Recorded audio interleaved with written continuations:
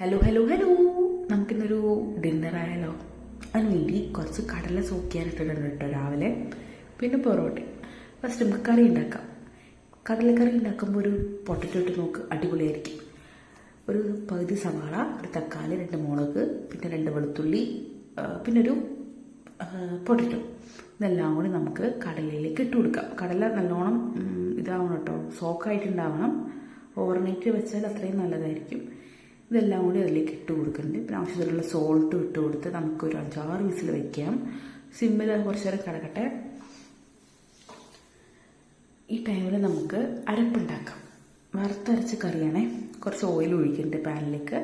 പിന്നെ ക്രഷ് ചെയ്ത തേങ്ങ കേട്ടോ ഞാൻ ഇട്ട് കൊടുക്കുന്നത്. അപ്പോൾ ഒരു പ്രത്യേക ഒരു ഫ്ലേവർ ആയിരിക്കും എന്ന് അമ്മ പറയണു. അപ്പോൾ ഒന്ന് ക്രഷ് ചെയ്തിട്ടിട്ട് നമ്മുടെ വിസിൽ വരണുണ്ട് കേട്ടോ. ഒന്ന് കളർ ചേഞ്ച് ആവട്ടെ.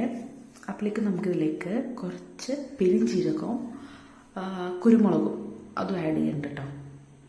നല്ലോണം മിക്സ് ആക്കുക.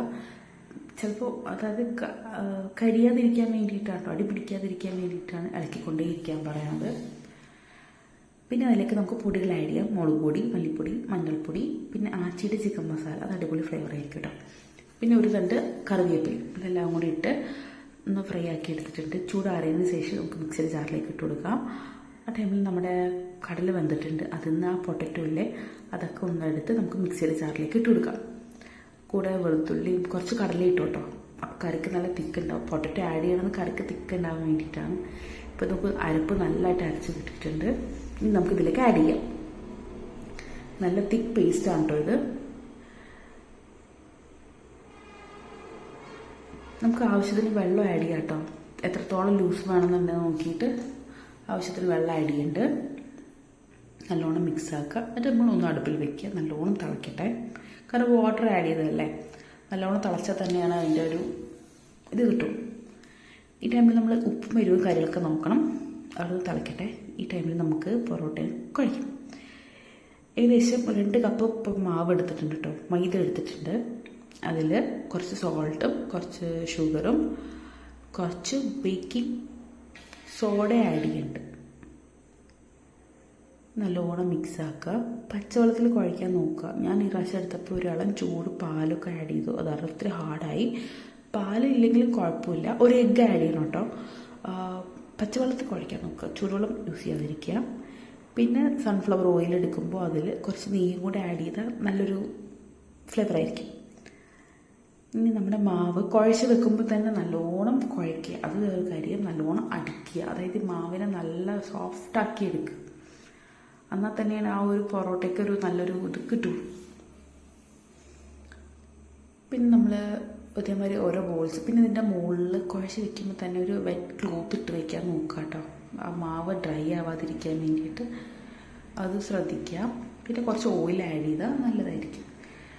പൊറോട്ട ഹെൽത്തി അല്ല, അത് വേറെ കാര്യം. പക്ഷേ ഞങ്ങളുടെ വീട്ടിൽ എനിക്കും ഹസ്ബൻഡും ഞങ്ങൾ 2 പൊറോട്ട ഫാനാണ്. ആഴ്ചയിൽ 2 ദിവസമെങ്കിലും നമുക്ക് പൊറോട്ട ഇല്ലാണ്ട് പറ്റില്ല. ഒന്നെങ്കിൽ നമ്മൾ വാങ്ങിക്കും, അല്ലെങ്കിൽ ഉണ്ടാക്കും. ഞാൻ മാക്സിമം ഉണ്ടാക്കാൻ നോക്കും കേട്ടോ. കാരണം പുറത്തുനിന്ന് കിട്ടണത് ഭയങ്കര ഓയിലായിരിക്കുമല്ലോ പറഞ്ഞിട്ട് അങ്ങനെ ഞാൻ ഓരോ ബോൾസും ഇതാക്കിയിട്ട്, കാരണം ഇതേമാതിരി ചെയ്യണം കേട്ടോ. ഉള്ളിൽ നിന്ന് അല്ല, അടിയിൽ നിന്ന് ഇങ്ങനെ മുകളിലേക്ക് കൊണ്ടുവരാം. ആ ഒരു പ്രൊസീജിയർ ചെയ്യുമ്പോൾ മാവ് എല്ലായിടത്തും നല്ലൊരു ഇതായിട്ടുണ്ടാവും എന്നാണ് പറയാം. പണ്ടൊക്കെ സ്കൂളിൽ പോകുമ്പോൾ കൊണ്ടുപോകുന്ന ഒരു ഇതാണ്. ഫ്രണ്ട്സിനൊക്കെ ഭയങ്കര ഇഷ്ടമാണ് അമ്മാൻ്റെ പൊറോട്ടയും കടലക്കറി എന്ന് പറയും. അങ്ങനെ നമ്മൾ ഓരോ ബോൾസാക്കി എടുക്കുന്നുണ്ട്. പക്ഷേ ഈ പ്രാവശ്യം ഞാൻ പൊറോട്ട ഉണ്ടാക്കിയപ്പോൾ എനിക്ക് അത്ര ഒരു പെർഫെക്ഷൻ കിട്ടിയില്ല കേട്ടോ. പക്ഷേ ലാസ്റ്റ് ഇപ്പോൾ ഈ വീഡിയോ എടുത്ത് കഴിഞ്ഞ ശേഷം ഒക്കെ പറഞ്ഞു ആയിട്ടില്ല, ഇപ്പോഴും ഒരു 50% ആയിട്ടുള്ളൂ എന്ന് പറഞ്ഞപ്പോൾ ഞാൻ പിന്നെയും ഈ വീക്കിൽ ഉണ്ടാക്കി. അത് പിന്നെയും നല്ലോണം ഇതായിട്ടോ. ഞാൻ ചൂടുവെള്ളം യൂസ് ചെയ്യണം, പച്ചവെള്ളത്തിൽ തന്നെ യൂസ് ചെയ്തപ്പോൾ നല്ല ഇതായിട്ടുണ്ട്. ഇങ്ങനെ ഉള്ളിൽ നിന്ന് എടുക്കാം കേട്ടോ. ഉള്ളിൽ നിന്ന് ഇതാക്കുമ്പോഴാണ് അതിന് ആ ഒരു എന്തോ എനിക്കറിയില്ല, നല്ല ബോളാക്കി എടുത്തിട്ടുണ്ട്. ആദ്യം ആ മാവിന് എല്ലാത്തിനെയും നല്ലോണം കുഴയ്ക്കുക. പിന്നെ ഇതേമാതിരി ഓരോ ബോൾസാക്കി വെക്കുക. എന്നിട്ട് ഇതിൻ്റെ മുകളിലേക്ക് വെറ്റ് ക്ലോത്ത് ഇട്ട് വെക്കുക, അല്ലെങ്കിൽ ഡ്രൈ ആയി പോകും. ഫാനും കാര്യങ്ങളൊക്കെ ഇട്ടിട്ടുണ്ടെങ്കിൽ. പിന്നെ കൗണ്ടർ ടോപ്പിൽ ചെയ്യുകയാണെങ്കിൽ നല്ല പെർഫെക്ഷൻ. നമ്മൾ മറ്റേ ചപ്പാത്തി പലകയിലൊക്കെ ആണെങ്കിൽ ഇത്തിരി ഇതാവും, കാരണം സൈസ് ചെറുതോ വലുതോ അങ്ങനെ ഉണ്ടാവുമല്ലോ. അപ്പോൾ കൗണ്ടർ ടോപ്പ് നല്ല ക്ലീൻ ആക്കിയിട്ട് അതിൽ ഇതാക്കണതായിരിക്കും ബെറ്റർ, എനിക്കങ്ങനെ തോന്നിയത്. പിന്നെ അതിലേക്ക് ഓയിലും ഗീയും കൂടി ഇതാക്കിയിട്ട് ഒന്ന് ബ്രഷ് ചെയ്ത് കൊടുക്കുന്നുണ്ട്. ഇനി നമുക്ക് ഓരോ ബോൾസും എടുത്തിട്ട് പരത്താം. ശരിക്കും വീശി അടിച്ച് അതല്ല ഞാൻ ഇന്ന് ചെയ്യുന്നത്, നൂൽ പൊറോട്ട മാതിരിയാണ്. അതായത് കട്ട് ചെയ്തിട്ട് കത്തി വെച്ചിട്ട് ഞാൻ ഓരോ വര വരഞ്ഞിട്ട് ചെയ്യുന്ന പ്രൊസീജിയറാണ് ചെയ്യാൻ പോകും. ഒരു ബോൾ എടുത്തു, പരത്തിട്ടോ. ഞാനിവിടെ PVCയുടെ പൈപ്പാണ് എടുത്തേക്കുന്നത്. അതാവുമ്പോൾ ഒട്ടിപ്പിടിക്കില്ല, നോൺ സ്റ്റിക്കിയാണ്. അതേസമയം മരത്തിൻ്റെയൊക്കെ ആകുമ്പോൾ ഒട്ടിപ്പിടിക്കാനൊക്കെ നല്ല ചാൻസ് ഉണ്ടല്ലോ. അങ്ങനെ ആദ്യം തന്നെ ഞാൻ ഇങ്ങനെ പരത്തി ഫോർക്ക് വെച്ച് വരച്ചപ്പോൾ ആകെ കൊളായിട്ടോ. ഫോർക്ക് വെച്ച് നിങ്ങൾ യൂസ് ചെയ്യേണ്ട, വല്ല കുക്കി കട്ടറോ അല്ലെങ്കിൽ നൈഫോ യൂസ് ചെയ്യാം. ആ ബോളിനെ പിന്നെയും ചുരുട്ടി ഉണ്ടാക്കി പരത്തുന്നുണ്ട്. എങ്ങനെ വേണമെങ്കിലും പരത്താട്ടെ. ഇപ്പോൾ ഞാൻ പരത്തൊക്കെ പഠിച്ച് വരണേ ഉള്ളൂ. അത് കാരണം എൻ്റെ പരത്തിൽ ഈ ഒരു ഇറഗുലർ ഷേപ്പും കാര്യങ്ങളൊക്കെ ആയിരിക്കും. നിങ്ങൾ പരത്തുമ്പോൾ നന്നാക്കി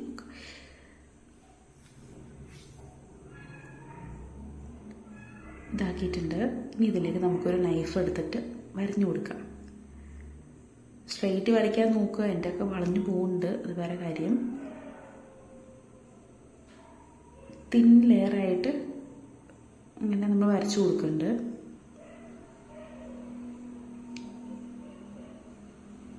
നല്ല ലെയർ കിട്ടാൻ വേണ്ടിയിട്ടാണ് ഇതേമാതിരി ഇങ്ങനെ വരയ്ക്കുന്നത്. കീറാണ്ട് നോക്കുക.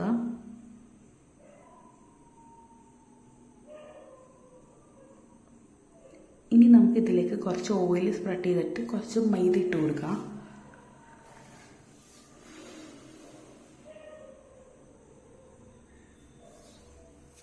നമ്മൾ നല്ലോണം ലൈൻസ് ഇട്ട് കൊടുത്തിട്ടുണ്ട്.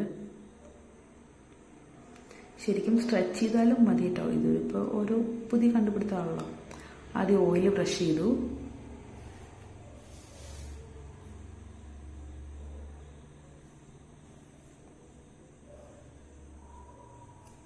എന്നിട്ട് രണ്ട് സൈഡിൽ നിന്ന് ഇതേമാതിരി ഒന്ന്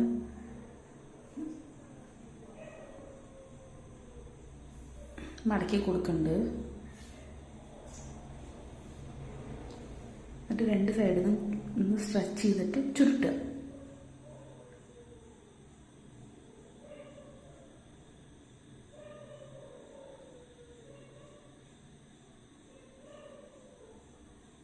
നല്ലോണം വലിച്ചിട്ട് സ്ട്രെച്ച് ചെയ്തിട്ട് ആക്കി കഴിഞ്ഞാൽ നല്ലൊരു ഇതുണ്ടാവും. പൊട്ടാണ്ട് നോക്കുക. എൻ്റെ പൊട്ടി, അത് വേറെ കാര്യം. എന്നിട്ടൊരു ഫ്ലവറിൻ്റെ ഷേപ്പായി. അങ്ങനെ നമുക്ക് ഈ പ്രൊസീജിയർ റിപ്പീറ്റ് ചെയ്തുകൊണ്ടേ ഇരിക്കാം എല്ലാം. പിന്നെ എല്ലാ ബോൾസും ഇതേമാതിരി സെയിം പ്രൊസീജിയർ റിപ്പീറ്റ് ചെയ്യുന്നുണ്ട്. എടുക്കുക, പരത്തുക, ലൈൻസ് ഇടുക, പൊടി ഇടുക, ഓയിൽ ബ്രഷ് ചെയ്യുക, അത് തന്നെ. എന്നിട്ട് ഫ്ലവർ മാതിരി റോൾ ചെയ്തെടുക്കുന്നുണ്ട്. ഒരു ഏകദേശം എനിക്കൊരു 12-16 ബോൾസ് കിട്ടിയിട്ടോ. ഈ ഒരു 2 കപ്പ് മൈദയെന്ന്. 2 കപ്പ് എന്ന് പറഞ്ഞാൽ അത്യാവശ്യം വലിയ കപ്പാണ് കേട്ടോ. അങ്ങനെ ഓരോ ബോൾസ് ഇതേമാതിരി ചെയ്യുമ്പോൾ പെർഫെക്ഷൻ ആവില്ല, പിന്നെ ഇതാകും. അങ്ങനെ ലാസ്റ്റ് അത്ര 12th അത്രയും ആയപ്പോഴാണ് ഒന്ന് സെറ്റായത് കേട്ടോ. അങ്ങനെ ഓയിൽ ബ്രഷ് ചെയ്യുന്നുണ്ട്, പൊടിയിടുന്നുണ്ട്. അതിനെങ്ങനെ പൊട്ടാത്ത രീതിയിൽ എടുത്തിട്ട് ഫോൾഡ് ചെയ്യാം. അപ്പം നല്ല ലെയർ കിട്ടും കേട്ടോ. ഒരു ടൈപ്പ് നൂൽ പൊറോട്ട. അങ്ങനെ നമ്മളെല്ലാം ഇതാക്കിയെടുക്കുക. ചില സമയത്ത് ഓരോന്നൊക്കെ പൊട്ടേണ്ട തിരിച്ച് അതിലേക്ക് ഞാൻ ഒട്ടിച്ചൊക്കെ വെക്കുന്നുണ്ട്.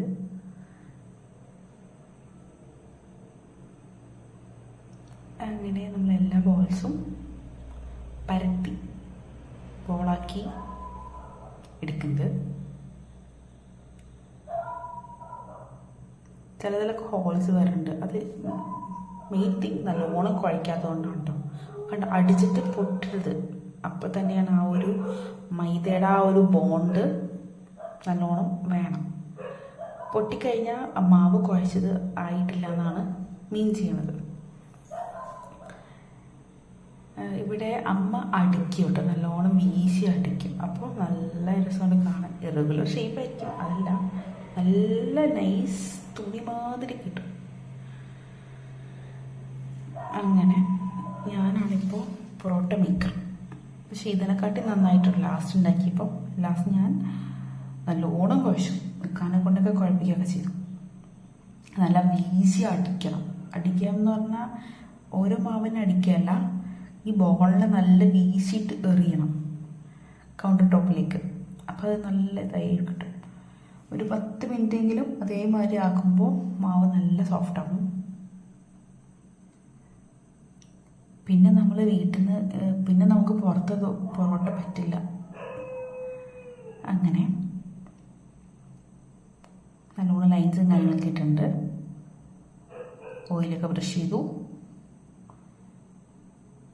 മൈദ ഇട്ട് കൊടുക്കുന്നുണ്ട്. ഇനി നമുക്കങ്ങനെ ഫോൾഡ് ചെയ്യാം.